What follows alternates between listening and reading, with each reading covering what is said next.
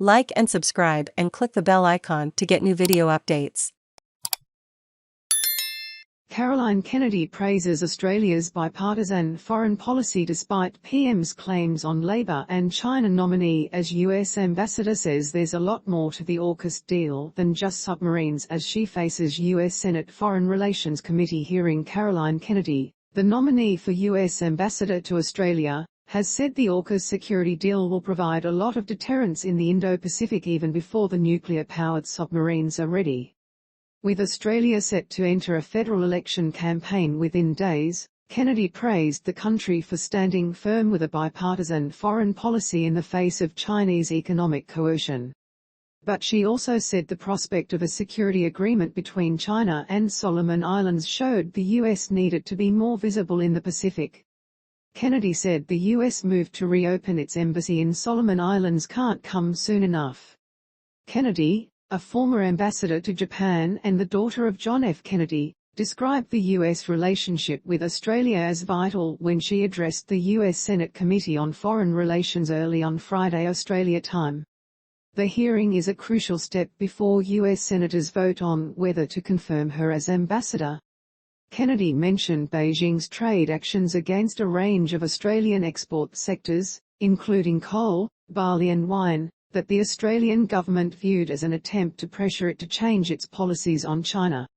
Australia most recently has been challenged by Chinese economic coercion, and I think that the United States can learn a lot from their response, Kennedy told the confirmation hearing.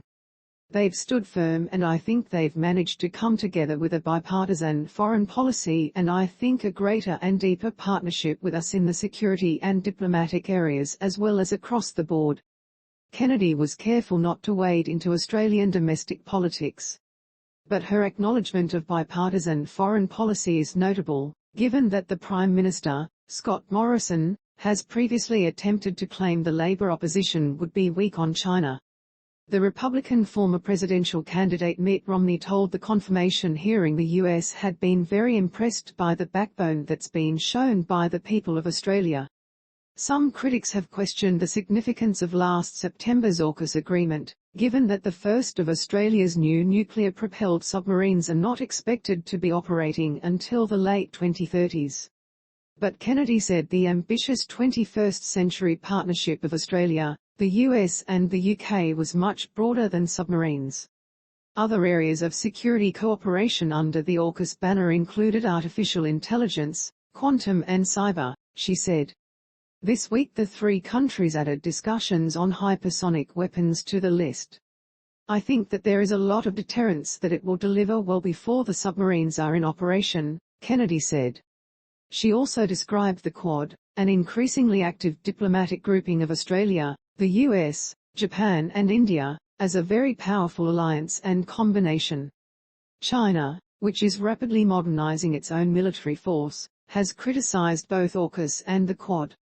Beijing argues the US is trying to form an exclusive clique while stoking opposition and confrontation. Kennedy said the Indo Pacific had become increasingly tense since her time as US ambassador to Japan from 2013 to 2017, and the liberal international order was being undermined. The climate crisis was also raised at the hearing, amid efforts by the Biden administration to encourage Australia to take more ambitious medium-term action. Robert Menendez, the committee chairman, said Australia was a microcosm of the global climate crisis. He noted the impact of recent flooding disasters in Queensland and New South Wales, the Black Summer bushfires, and threats to the Great Barrier Reef. This is an incredibly important relationship, Menendez said. But there are great lessons for the United States to learn how to prepare for such extreme climate disasters and how to get Australia to think about the climate responsibilities they have as well, in their own interests as well as the global interest.